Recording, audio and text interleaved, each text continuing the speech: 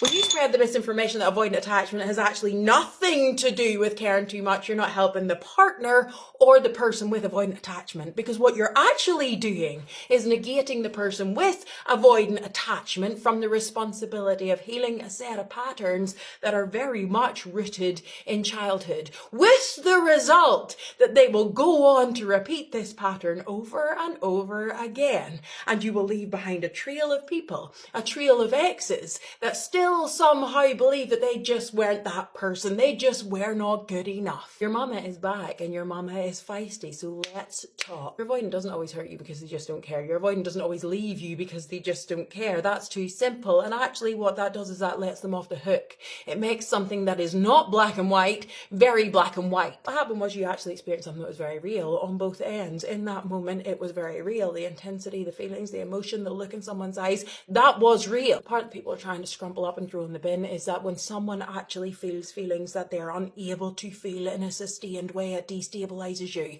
because there is a difference between feeling an emotion and being able to execute a behavior, having the capacity to feel that emotion and act in the way that you should. What people have the capacity to feel and what people have the capacity to hold are not the same thing. They're two completely different things. And what is happening here is you had a relationship where someone very much made it obvious how much they cared about you. You weren't adding in pieces of information to make it seem like they liked you. You know that they liked you. It was this fairy tale that they promised you that just simply didn't come true. But for a while, it felt like a fairy tale. That doesn't mean that the love bombing was healthy. That doesn't mean that the promise of the fairy tale was healthy. That doesn't mean that the pace at which it moved was healthy. But it does mean that someone felt those things for you, but had an immature set of behaviors and strategies when it comes to relationships. They weren't lying when they told you that they really cared about you and that they had never felt this way about anybody else. They weren't lying when they looked into your eyes and you knew without them saying a single thing that they were feeling things. That wasn't a lie. That was an honest display of emotion, because in the moment you were it for them.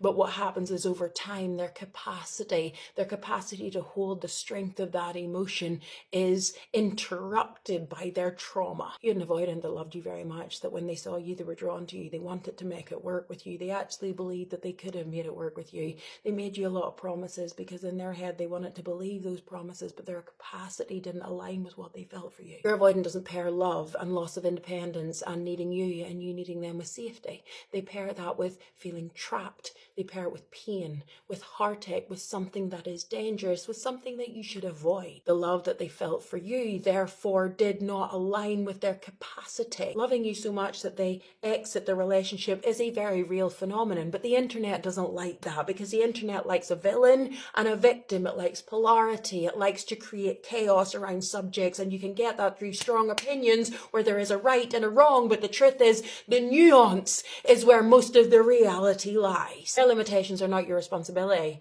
but saying that the avoidant just left because they didn't care is actually reductive, because it means that's just the way they are and we're going to let them go on and repeat all of those patterns till the end of time. No, the avoidant does this because of trauma that is rooted in childhood, where they have associated the very thing that happens naturally within a relationship with something that probably will hurt them, with the result that when they feel those things, love and connection and dependency, they run. Understanding your avoidance behavior should not make you put pause on your life waiting for their potential to unfold.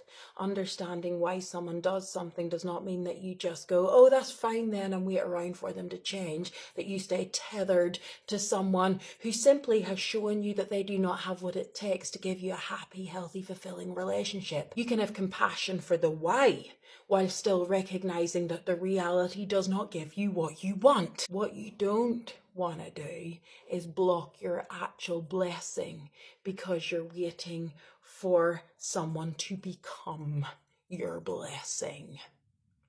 Remember that.